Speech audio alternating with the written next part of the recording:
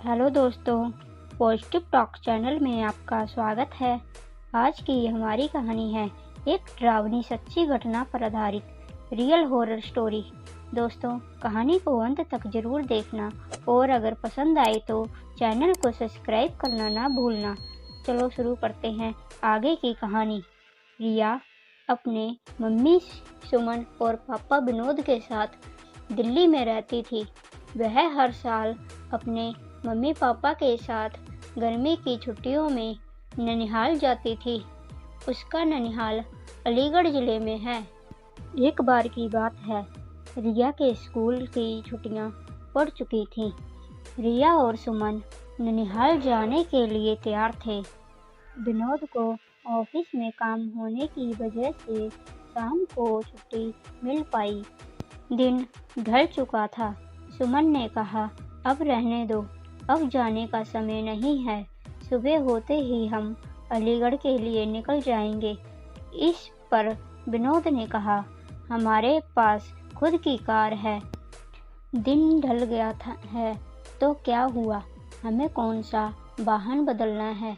रिया भी जिद करने लगी, मम्मी अभी चलो ना, मुझे अभी नानी के घर जाना है। रिया और विनोद के बहुत जिद करने पर सुमन जाने के लिए तैयार हो गई थी, लेकिन अंदर ही अंदर ना जाने क्यों उसका मन घबरा रहा था। अब रात हो चुकी थी और इन लोगों की गाड़ी सड़क पर चले जा रही थी। रात की वजह से सड़क पर वाहनों का आना जाना कम हो गया था। विनोद कार चला रहा था। सुमन और रिया पीछे की सीट पर बैठे थे। जिस गांव में उन्हें जाना था वह गांव अलीगढ़ से करीब 20 किलोमीटर आगे था। वह अलीगढ़ पहुंच चुके थे। आगे का रास्ता कच्चा और सुनसान था। वहां कोई आता जाता भी नहीं दिख रहा था। गाड़ी अब कच्चे रास्ते पर चले जा रही थी। थोड़ी ही दूर चलने पर गाड़ी अचानक रुक गई। रिया ने पापा से कहा, पापा क्या हुआ, गाड़ी बंद कैसे हो गई। विनोद ने कहा, पता नहीं बेटा, उतर कर देखता हूँ। सुमन ने कहा, जल्दी देखिए और यहाँ से चलिए, कितना सुनसान रास्ता है, मुझे कुछ ठीक नहीं लग रहा।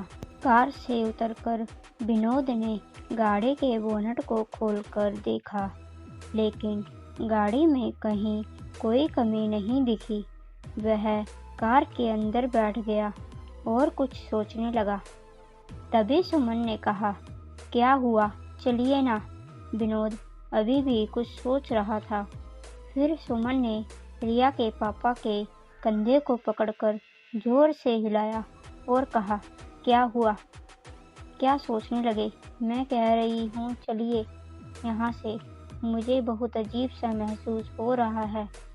एक तो सुनसान रास्ता, ऊपर से रात, जल्दी चलिए। तब विनोद ने कहा, मैं ये सोच रहा हूँ कि गाड़ी में कोई खराबी नहीं है, फिर गाड़ी क्यों रुक गई। देखिए, क्या पता गाड़ी स्टार्ट हो जाए। तब विनोद ने गाड़ी स्टार्ट करने के लिए चाबी घुमाई और गाड़ी स्टार्ट हो गई। अब कार द्वारा उस रात के अंधेरे को चीरते हुए फिर आगे बढ़ने लगी। अभी थोड़ी ही दूर कार चली थी कि रिया चिल्लाई, मम्मी। एकदम से विनोद ने कार को रोका। दोनों मम्मी पापा रिया से कहने लगे, क्या हुआ बेटा, चीखी क्यों।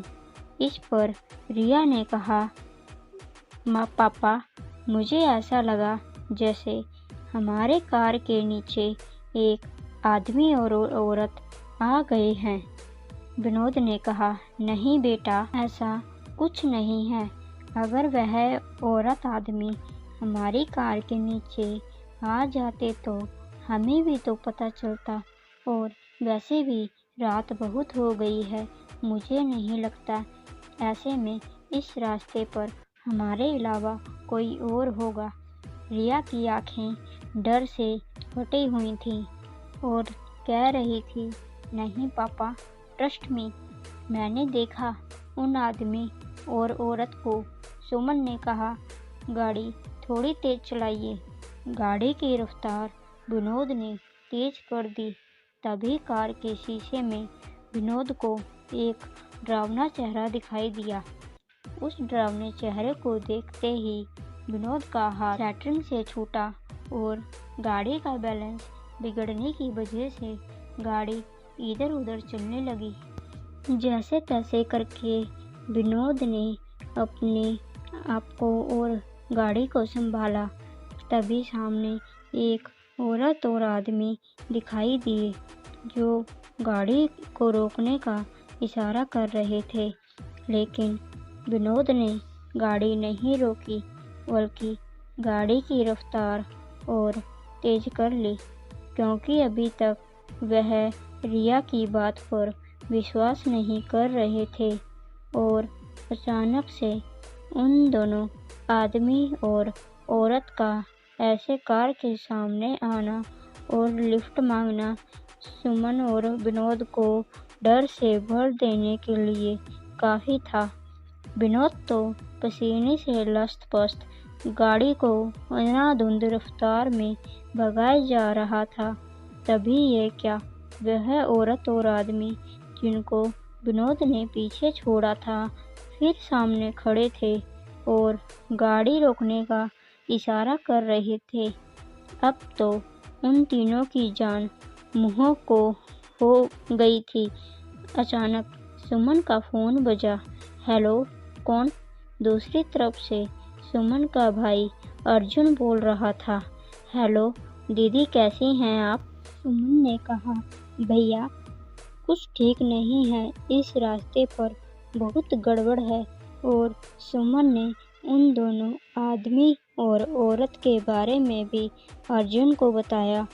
तब अर्जुन ने कहा, दीदी आप चिंता मत करो, मैं अभी आता हूँ। और 10-15 मिनट बाद ही अर्जुन वहाँ रास्ते पर खड़ा था। विनोद ने गाड़ी रोकी और कहा, अच्छा हुआ अर्जुन तुम आ गए, पता नहीं क्या हो रहा था हमारे साथ, कुछ समझ ही नहीं आ रहा था। अर्जुन ने कहा, कोई बात नहीं जीजा जी, मैं आ गया हूँ ना, अब कोई आपको प्रॉब्लम नहीं होगी। अर्जुन भी अब कार में बैठा और कार घर की तरफ चल दी। अब तो मानो जैसे सुमन, विनोद और रिया का डर अर्जुन के आ जाने से हवा हो गया था।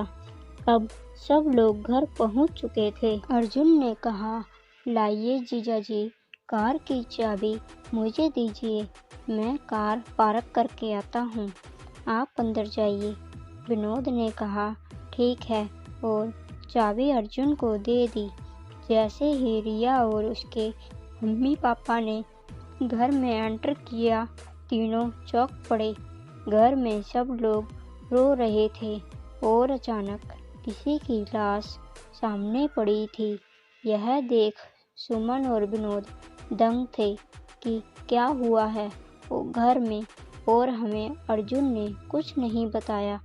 सुमन की माँ ने रोते हुए सुमन से कहा, बेटा तेरा भाई अर्जुन अब इस दुनिया में नहीं रहा। इतना सुनते ही सुमन और विनोद और रिया के पैरों तले जमीन खिसक गई। सुमन को विश्वास ही नहीं हो रहा था, क्योंकि जो भाई घर के बाहर तक उसके साथ था, वह घर में उसकी लाश पड़ी थी। यह देखने के लिए कि कहीं यह मेरा वहम तो नहीं, सुमन ने अर्जुन के चेहरे से कफन हटाया तो हाँ, यह सच था। सामने जो लाश पड़ी थी वह अर्जुन की ही थी। सुमन के पिता ने बताया कि रात 9 बजे अर्जुन अपने बाइक से घर आ रहा था, तभी उसकी बाइक को एक ट्रक ने जोरदार टक्कर मारी, जिससे उसके सर में चोट आई और मौके पर ही उसकी मौत हो गई। अगर अर्जुन मर चुका था तो जो बाहर था वह कौन था? दोस्तों, कभी कभी ऐसा होता है कि हमारे अपने हमसे दूर हो जाने के बाद भी किसी न किसी वजह से जुड़े रह जाते हैं, जैसे घर के किसी सदस्य में बढ़ने वाले का हद से ज़्यादा प्रेम या बहुत सारी वजह हो सकती हैं। दोस्तों, आपको यह कहानी कैसी लगी है हमें कमेंट बॉक्स में ज़रूर बताएं और कमेंट के साथ ही आप अपनी कहानियाँ भी हमें ईमेल कर सकते हैं, जिसका लिंक नीचे डिस्क्रिप्शन में दिया हुआ है। दोस्तों, अगर कहानी पसंद आई हो तो ज़्यादा से ज़्यादा लाइक और शेयर करें और चैनल को सब्सक्राइब करना ना भूलें। दोस्तों, मिलते हैं एक नई कहानी के साथ। धन्यवाद।